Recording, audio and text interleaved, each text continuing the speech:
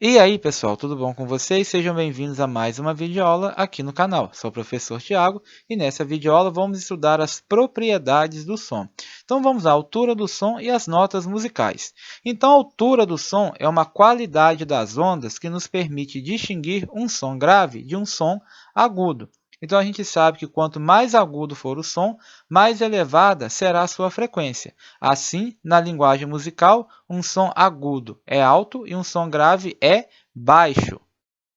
Então, as notas musicais Dó, Ré, Mi, Fá, Sol, Lá e Si são caracterizadas pelas suas frequências, e cada uma dessas notas vai emitir uma onda que vibra numa frequência específica. As notas de menores frequências são as notas graves, e as de maiores frequências são as agudas.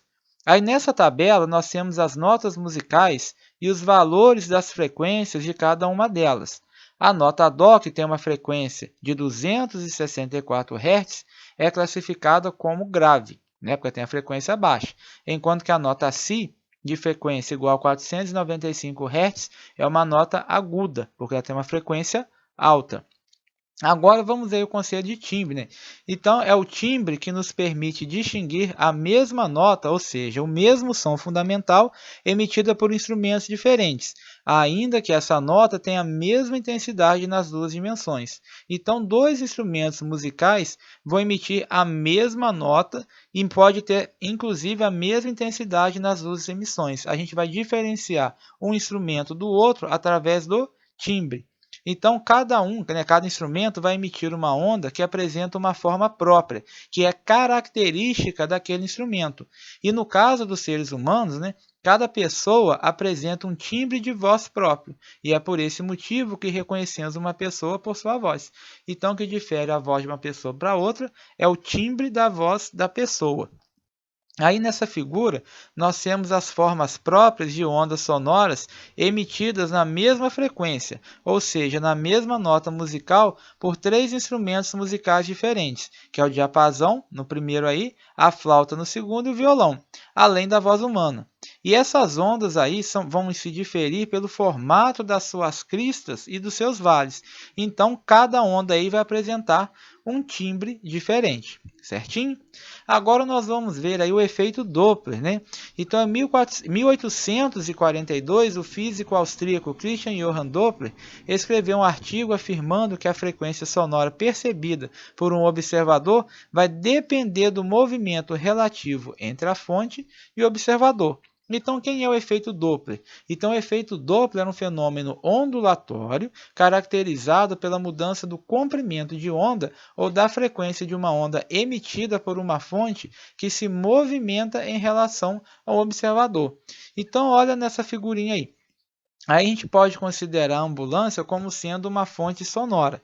Já Cristina e Pedro vão ser os observadores. E como a fonte sonora está afastando da Cristina, ela vai perceber o som da sirene com uma frequência menor. Isso significa que o número de ondas sonoras emitidas pela sirene que vão chegar às orelhas da Cristina por segundo vai ser menor que o número de ondas sonoras que vão chegar por segundo nas orelhas de Pedro, pois para o Pedro a fonte sonora está aproximando.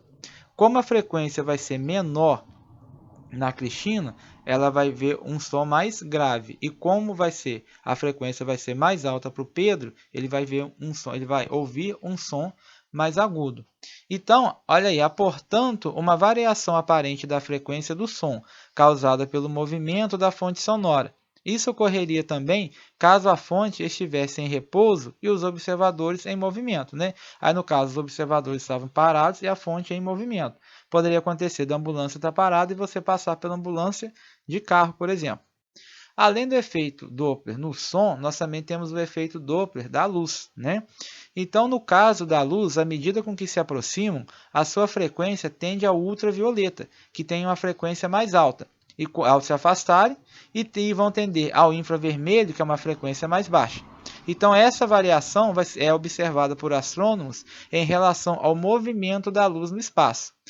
Já o astrônomo e Edwin Hubble observou então que as galáxias vizinhas, quando eram observadas, apresentavam um desvio para o vermelho. Então, se está apresentando um desvio para o vermelho, demonstra que a luz percebida está a uma frequência mais baixa, né? Ou seja, essa frequência atendendo à frequência da luz vermelha que era emitida. Então, dessa forma, ele deduziu que as outras galáxias, né, estão se afastando da nossa. Então, aí ele deduziu que o universo encontra-se em expansão.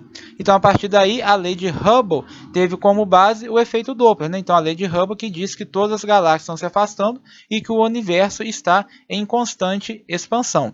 Muito bem, encerramos aqui mais uma videoaula. Novamente peço a você que ainda não é inscrito no canal, se inscreva, deixe seu joinha, compartilhe com seus coleguinhas de escola e até a nossa última videoaula de resolução das atividades. Então, até lá, um forte abraço, valeu!